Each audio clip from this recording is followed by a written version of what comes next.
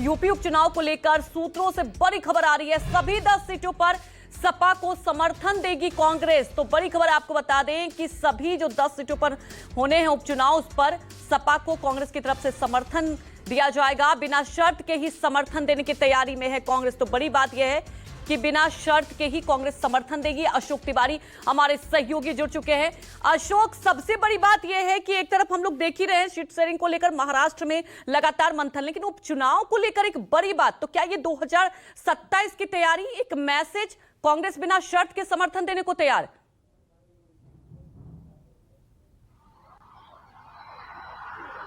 देखिए, दरअसल उत्तर प्रदेश में जिन 9 विधानसभा की सीटों पर उपचुनाव होने वाले हैं, उसमें सीट बंटवारे को लेकर समाजवादी पार्टी और कांग्रेस के बीच लगभग तस्वीर साफ हो चुकी है। बीते दिनों जब समाजवादी पार्टी ने कुल 7 सीटों पर उम्मीदवार घोषित किया और उसके बाद ये तय हो गया कि कांग्रेस उत्तर प्रदेश में 2 सीटों पर चुनाव लड़ेगी। लेकिन अभी ये खबर आ रही है कि हो सकता है कि उत्तर प्रदेश में उपचुनाव में कांग्रेस पार्टी एक भी सीट पर चुनाव न लड़े और गठबंधन के तहत सभी 9 सीटों पर समाजवादी पार्टी को अपना समर्थन दे दे।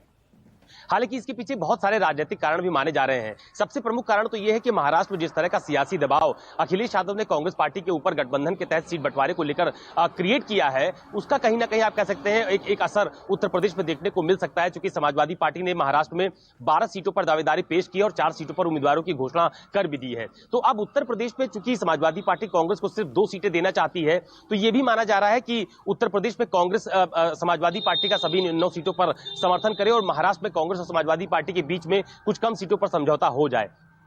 दूसरी अहम बात यह भी मानी जा रही है कि उत्तर प्रदेश में जो 2 सीटें कांग्रेस के हिस्से में आई थी, उसमें एक गाजियाबाद और दूसरी अलीगढ़ की खैर विधानसभा की सीट, ये दोनों ही सीट कांग्रेस पार्टी के लिए बीजेपी के सामने इंडिया गठबंधन के लिहाज से काफी बड़ी चुनौती के तौर पर देखी जा रही है। चूंकि आपको याद होगा कि गाजियाबाद में पिछली बार जब लोकसभा के चुनाव में डॉली शर्मा को उम्मीदवार बनाया गया था, तो उनको तकरीबन 73,000 वोट के आसपास उनको मिला था और तकरीबन 3,36,000 वोटों से वो चुनाव हार गई थी। लिहाजा गाजियाबाद की सीट को भी कांग्रेस बहुत सेफ सीट मानकर नहीं चल रही है।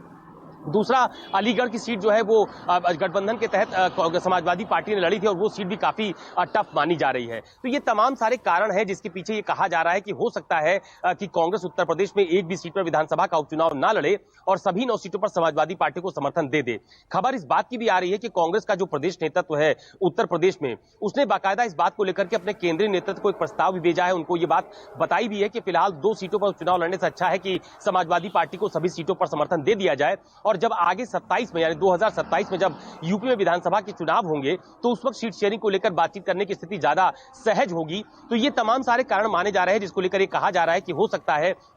कि उत्तर प्रदेश में जो बाई इलेक्शंस हो रहे हैं 9 विधानसभा की सीटों पर, उसमें कांग्रेस पार्टी एक भी सीट पर चुनाव न लड़े, सभी सीटों पर समाजवादी पार्टी को अपना समर्थन दे दे। हालांकि इसकी आधिकारिक घोषणा होना अभी बाकी है। अभी थोड़ी देर पहले अजय राय से मैंने फोन से बात की थी, वो महोबा पहुंच रहे हैं, वहां पर उनसे बातचीत होगी कि आखिरकार सीट शेयरिंग को लेकर या चुनाव लड़ने या न लड़ने को लेकर पार्टी का आधिकारिक स्टैंड क्या है। लेकिन फिलहाल खबर यही आ रही है कि उत्तर प्रदेश में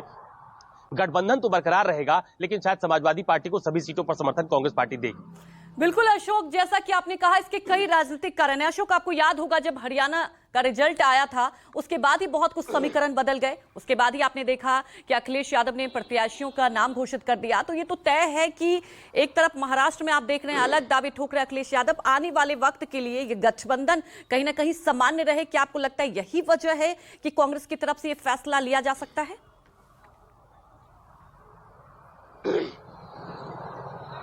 देखिए, दरअसल पार्टी के जो रणनीतिकार हैं, चाहे वो समाजवादी पार्टी के हो या कांग्रेस पार्टी के हो, शुरुआत में ही आपको ध्यान होगा कि जब उत्तर प्रदेश में गठबंधन के स्वरूप की संरचना की जा रही थी, तो उस वक्त समाजवादी पार्टी की तरफ से प्रमुख तौर पर यह बात कही जा रही थी कि इंडिया गठबंधन में उस राज्य में, जिस राज्य में जो पार्टी ज्यादा मजबूत है, उसकी अगुवाई में चुनाव लड़ा जाए। आपको ध्यान होगा कि इस बात को अखिलेश यादव ने कई बार सार्वजनिक मंचों से भी कहा और मीडिया से बातचीत के दौरान भी उन्होंने कहा कि जिस राज्य में जो पार्टी मजबूत हो, गठबंधन उसकी अगुवाई में लड़ा जाए। उत्तर प्रदेश में चूंकि समाजवादी पार्टी को कांग्रेस से ज्यादा मजबूत माना जाता है, गठबंधन के तहत इस बार समाजवादी पार्टी ने बहुत बेहतर प्रदर्शन किया है। लोकसभा के चुनाव में 37 सीटें जीती हैं और कांग्रेस पार्टी ने भी गठबंधन के तहत उत्तर प्रदेश में सीटों की संख्या में इजाफा किया है। तो ये तो तय है कि गठबंधन बरकरार रहेगा और एक लार्जर स्केल पर अगर आप देखिए तो लगातार ये बात कांग्रेस की पार्टी के नेताओं की तरफ से भी कही जा रही है कि अब जो निर्णय है वो पार्टी का केंद्रीय नेतृत्व ही लेगा। यानी आपको ध्यान होगा कि जब मध्य प्रदेश में चुनाव बंटवारे को लेकर समाजवादी पार्टी की नाराजगी सामने आई थी, तो उस वक्त यूपी कांग्रेस के अध्यक्ष अजय राय ने भी बहुत हमलावर रुख अख्तियार किया था और तमाम तरह के आरोप समाजवादी पार्टी पर लगाए थे। लेकिन उसके बाद राहुल गांधी और अखिलेश यादव की बातचीत के बाद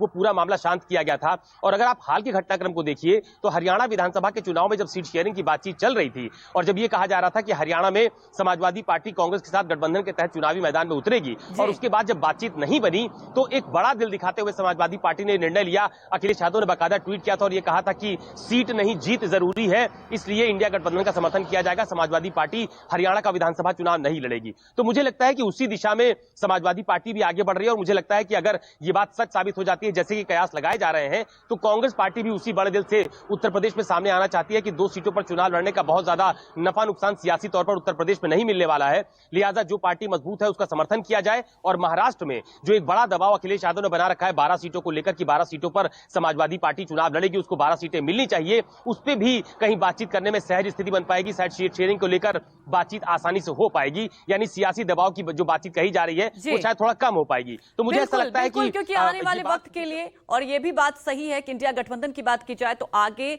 आने वाले वक्त के लिए भी इसे लेकर चलना है और इसीलिए ये तमाम परिस्थितियां भी बन रही है। हमारे साथ जुड़ने के लिए आपका शुक्रिया।